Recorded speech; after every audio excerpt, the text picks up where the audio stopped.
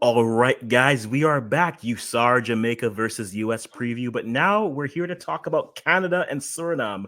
It's been a long time without you, my friend. And I'm not going to give you all the words to see you again, but it's good to see Suriname again from a Canadian perspective.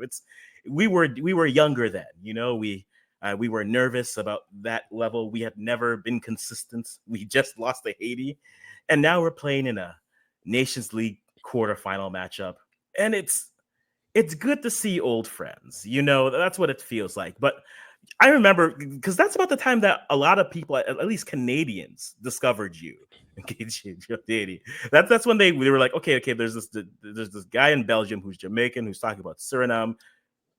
Oh yeah, he says he covers all the football, whatever. But cool, so he's there. And so the conversation with them there, if you think back to then versus now, this matchup. I mean, the teams are clearly different. They're on different trajectories, maybe at different paces. But when you think back to Suriname, Canada, those years back now, and then looking at it now, how do you find that the teams have gone, and what do you remember most, both sides of that conversation? Well, thanks, guys, for having me. Yes, I was the Jamaican / Belgian / Surinamese / Nigerian / everything, because it is football, and that is the main thing that never dies, football. So, yes, good question, good question. Yeah, I do believe that you might be overboard saying that you're different trajectory and the super hype for the Canadians. Canadians are good, except Drake, except Drake. But aside from that, yeah. I would say that Suriname, they went through that phase because that was the first one to see what player you have and what you need. So they went through the need process, and now they are getting those players that you needed. And now you're seeing the bigger jump from Suriname now. So I think it's a better test. You saw them go toe-to-toe with the style of play, because to be honest, if you say it's style of play, they automatically come second with the tiki-taka style of play behind Mexico. So and they showed down what they are capable of doing against Mexico at home. But no, they never had the players at that time, because you had a Bessiswar that is 17,000 years old, Cherry that is 55,000 years old and always never present. But now you're having a Farai coming in, that which is 23. You have a Kenneth Paul, 20 had. You have a Lone Week, 20 had as well. So now you don't have the older players. You have younger players coming in with the similar capability. So they can get more reps over time and get in sync. Something that Canada did well, because Canada got them young, all right, and bred them over time, mold them in the system that they wanted. So now you can have a Messidian, a little bit older, but he's still close enough to do 4 years and still solid in the team. Kirk, the same thing. Charlie Becker, a little bit older. Glearfield later, the same thing. So they are packing on a lot of players to improve their style. So I want to say that Suriname is in a much better place, and you could clearly say that they are a top 10 team based on just their roster and also the results that they're pulling out today, No, I think I understand the take that you're taking there. I think definitely, and again, I'm not saying that they're on different trajectory. I think they're on the same upward trajectory. I think Canada has less room to reach just based off the teams above them. I think Suriname, if they continue to pile these good performances up, maybe they are where we thought they would be 2-3 years ago. They're still on their way up. But again, I think they've done well. The thing that Canada did then was they showed that they were better than that tier of teams, right? That next level. They were able to show, okay, we can play and get consistent results there. I think that's the next step for Suriname, right? They need to say, okay, they've played well. They had that hiccup against who was it that they had the hiccup against in their group stage? Puerto Rico, they had the hiccup against. They had the hiccup against Cuba the other day. But to be honest, if you are looking at that, that's over 10 games. And they have not lost any other games. They have drew against Costa Rica. You understand? Yeah. Which I think they were the way better team.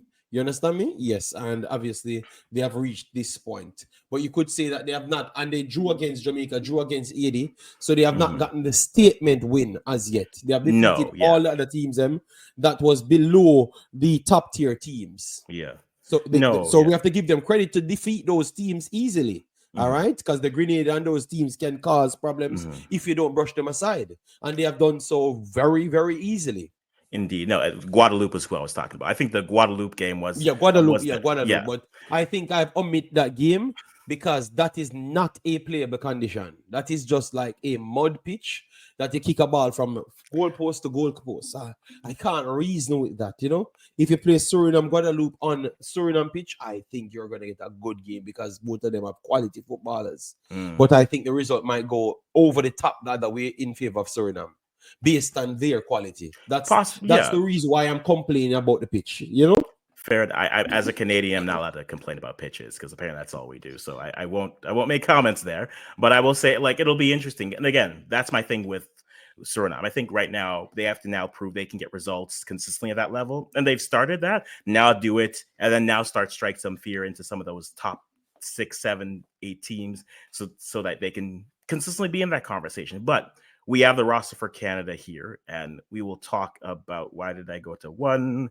Apologies. Back to 2. Back to 1. Back to 2. Back to 1.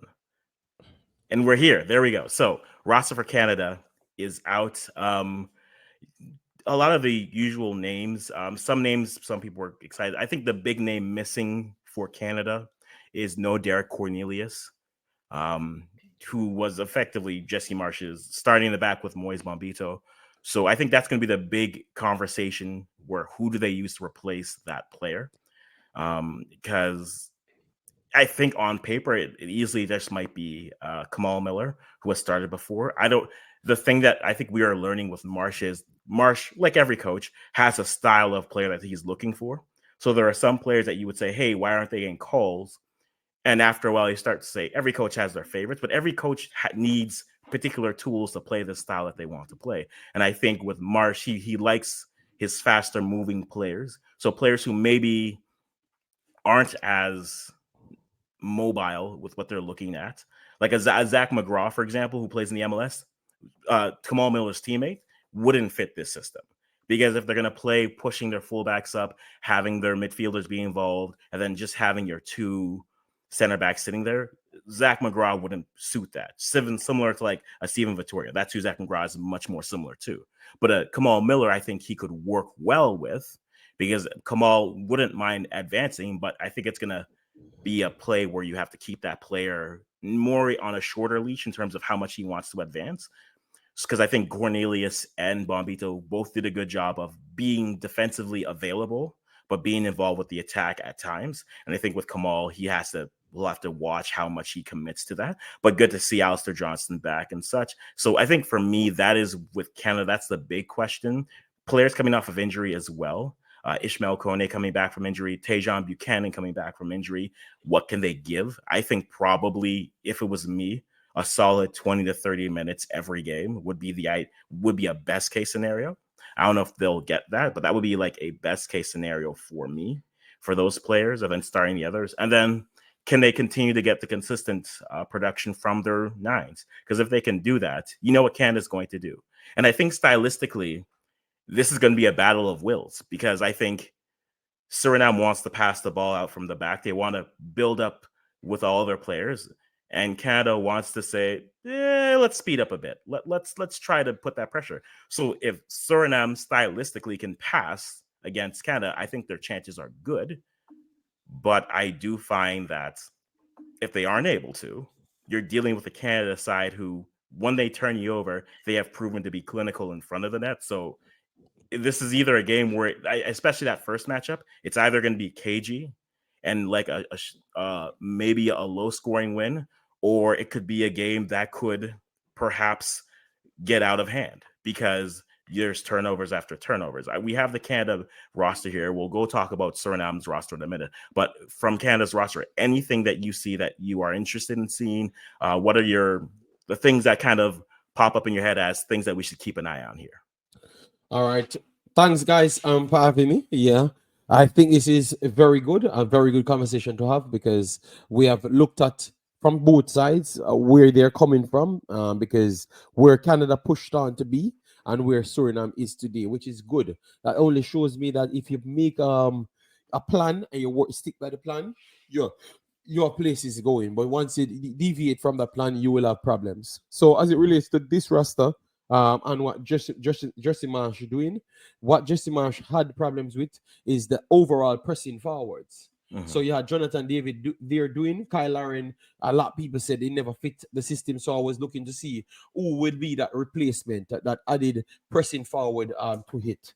You have a lot of players that came in that can fit in to play one of those isolated wing channels type forward player that can give the extra energy. So as what I said, I think it's all right there, but I would still like to see who can support that cast right there. And as the center back pairing, I think, yeah, I would say that who will marshal it with Bambito, because Messidian and Charles Rebecca will want to cut inside majority of the times, and you will want support thin cast for your fullback. So I think that will be pivotal. So come on, Miller. I have high respect for him. I think he's a solid player. He reads the game well. He's physical, but he just doesn't have the speed. So he can get in behind if you play an eye line. And I want to say that Jesse Marsh press eye the pitch, and I always want to play an eye line. He's like Tottenham coach 3.0. So as you said, you brought down the game properly. Once Suriname gets to play the football, then it's game on, because that means they are going to pass and break behind the high line. And good God, the speed of Suriname is as equally impressive as the speed as Canada, because remember, you're talking to two of the fastest players in football, Charles Rebecca up against the big bad Alphonso Davies. They had bucked a few times in German league, and it ended bad for Charles Rebecca and it ended bad for Davies. So let's see. Oh, it's going to work. And it should have been, it should have, I'm not here, but it should have been always for Davies because of the quality team that he has. But it still was back and forth. So that tells you what type of talent Charles Rebecca is. So, people, it's going to be a good one.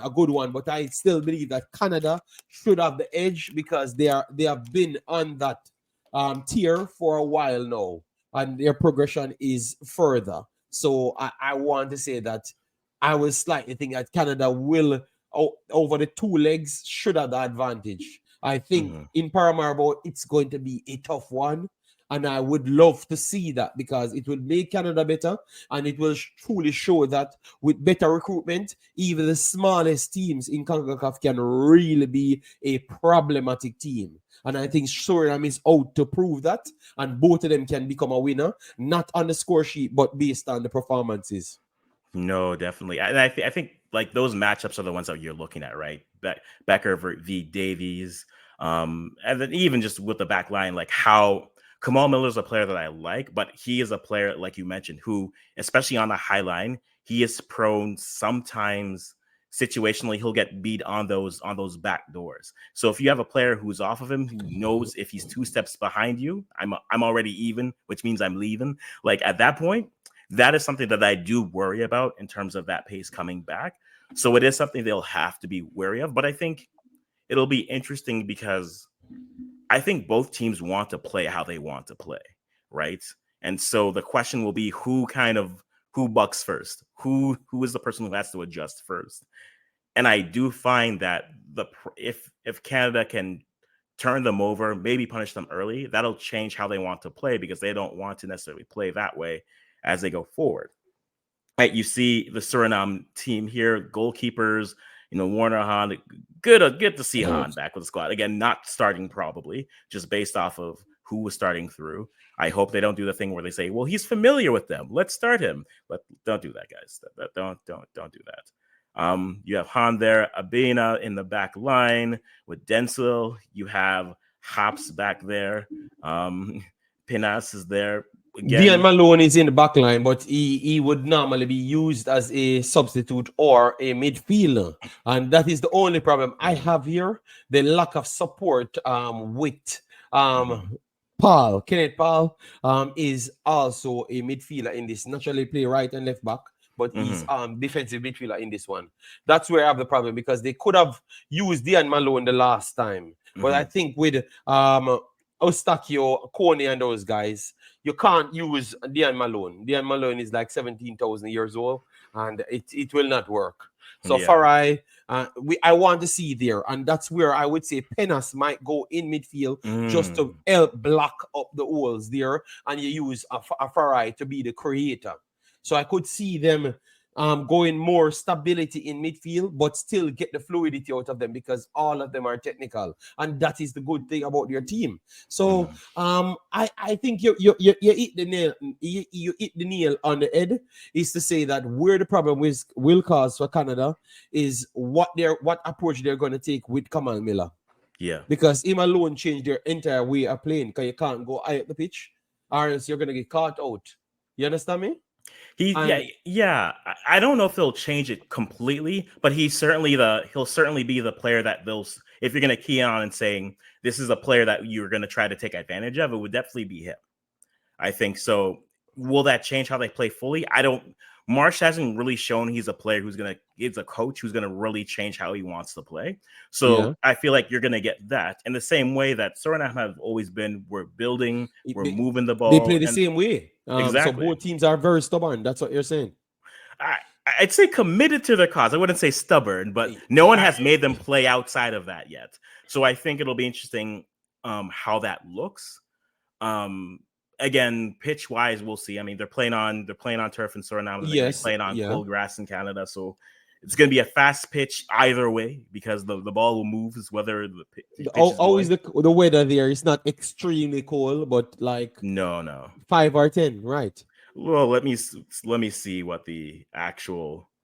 Because these guys are used to 5 and -1 and -2, because remember they are in the Netherlands, so it's not like they're in Suriname. They are in the Netherlands. But I do think the weather switch will be interesting because you're going from the humidity and the heat of Suriname all the way to the fall and the pre-winter of Canada. So I think that type of transition is going to be interesting to watch. Who will it take tolls on more? Suriname or Canada? Because remember, these guys are already in the same weather because they're playing in Europe. But Canada, I be careful at that point, Africans. You might lose that point. You might lose that point. I'm not. Look, man, I saw Jamaicans did take it in a rainy, cold day years ago. So I'm not saying we have advantage because of weather, but I will say that what weather is behaving like that? I can't. 17 minutes. 17 minutes. But no, honestly, I think it'll be interesting to see how it goes. I think on paper, I still side with the Canadians here to get it done over 2 legs. I do think that I think that first leg will be, like I said, the other one with like Jamaica and US. I think the first one will be KG, but I do think Canada should have enough to get past that in like a 2-1 type game versus them, where they get the win, but Suriname makes them uncomfortable. I think Suriname are at a point where they should be able to make Canada uncomfortable with their passing. I mean, I think that's why they played. I think that's what helps Canada in playing Panama. Panama's a team that they're a little bit more pragmatic with how they're playing. They just don't have the 9 yet. But I think as a passing team, they showed what the problems could be.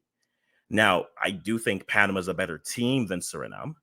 So based off of that, I do still give Canada the advantage. But based off of what the passing possibilities and the passing breakdowns it caused to Canada, I think you have to be wary of it. That's why I'm saying like a 2-1 game where Canada maybe goes up 2-0 and then Suriname gets one back and they make it uncomfortable. I do think it'll be a tight game. Even if it ends like lopsided, I think there'll be areas where it's uncomfortable, but then you have a moment and they go. So even if it ended like 3-1 or even 3-2, I still think it's a game that Canada wins away, but Suriname will certainly make them work for it. All right, people. I think it's not going to end lopsided this time around. I think we're going to see the improvement as to what Africans just said. Even if it looks so on the scoreline, the actual play will be much more closer. And I think that's exactly what will happen. Canada has to work to close them down because it's not no average players they're playing. That's what we know. So we're looking out for that, and I think it's going to be an exciting one. I am slightly different from Africans. I would think that Paramaribo, based on what they have proven to me, I saw Canada, Mexico teams. I know a lot of people in this region seems to don't rate Mexico for all sorts of mad reasons. I saw quality players came in Mexico, and Suriname made them work for it. And I think that Mexico have always been a better passing team than Canada. And I've always been a top tier team in this region. And I saw them made them work for it. So I expect the same thing. All right. And I expect even something possible in Paramaribo. But I think over 2 leg, maybe Canada will just is nick it based on the advantage that they're going to have in the second leg. But we will take it on in the second leg. We are just talking about the first one. And I think it's going to be a tight one, the first one. I don't think it's going to be lopsided for none of the teams. No, I don't think it'll be lopsided. Even if the game ended 3-1 Canada, I'd still think Suriname would make them. You keep finding 3-1 Canada. 3-1 I'm saying even if I said 2-1 something. I said 2-1. Okay, right? I said 2-1. Okay, I learned something this time around. All right? I've learned much. I've learned enough. I've learned, and I'm still learning. This time you're not taking lessons. People, drop your thoughts in the comment section, and that is the second installment. Suriname or Canada, we said both of them will show up to their places in CONCACAF. All right, and Suriname's performance in this, which whatever it happens, they're gonna prove that they are a top 10 team in CONCACAF after this.